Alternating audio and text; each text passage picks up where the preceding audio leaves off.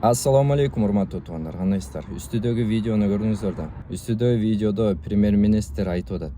Биз ушул мусулман өлкөлөрүнүн жетекчилерин жок кылдык деп атат. Ирандын жетекчисин да жок кылдык деп атат да. Ирактыкы дагы эгер каршы чыга турган болсо аны да жок кылабыз деп атат. Караңыз тууганым, кийинки видеодо дүйнө жүзүнүн көк түскө белгилеп койгон.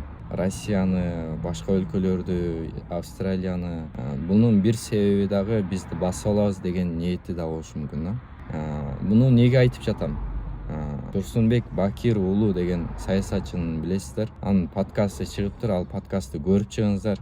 Иштеп аткан болсоңуздар, коюп койсоңуздар, угуп пайда аласыздар да. Ал жерде айтып атат: биз Иранды колдошубуз керек дейт. Эгер Иран жеңиле турган болсо, алар шиялар да сунныйларга кол салышат дейт, Туркияга баш болуп дейт. Туркия жеңиле турган болсо, анда Орто Азияга кол салышат дейт. Жана бул эмне үчүн кол салуу же дүйнө жүзүн багындырам деген нерсеси болушу мүмкүн десе, булардын ыйык китеби бар. Бизде Куран болсо өздөрүнүн ыйык китеби бар да. Ошол ыйык китебинде айтылат экен, ар бир жөөттө 2800 кулу болуш керек деп. Гой деп айтылып коет экен. 2800-дүн ичинде кулдар бул мусулмандар да болушу мүмкүн да. Жаш балдарды өлтүрүүгө аларга уруксат экен. Неге десе, жаш балдар эртең чоңойсо бизге каршы чыгат депчи. Биз туугандар Турсунбек Бакир уулуну көрүп чыгыңыздар. Анан Иранды колдойлу. Иранды кантип колдойбуз? Өзүбүздүн курал жарагыбыз менен биз колдой албайбыз албетте.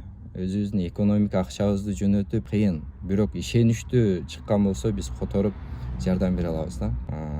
Анан үчүнчү колдообуз бул туугандар, колдон келишинче дуа кылалы. Мусулмандын бири-бирине кылган эң жакшы куралы бул дуа дейт да. Дуа кылып жардам сурайлы туугандар. Турсунбек Бакир уулу подкастта айтып атат: мен барганмын дейт. Иранга барганмын 1998-жылы дейт. Ошол учурда баягы өтүп кетпедиби жетекчиси Ирандын? Ошол жетекчиси айткан экен да, Хаминей адашкан болсом. Ал айтыптыр: биз шиялар менен суннийлер эмне үчүн урушушубуз керек?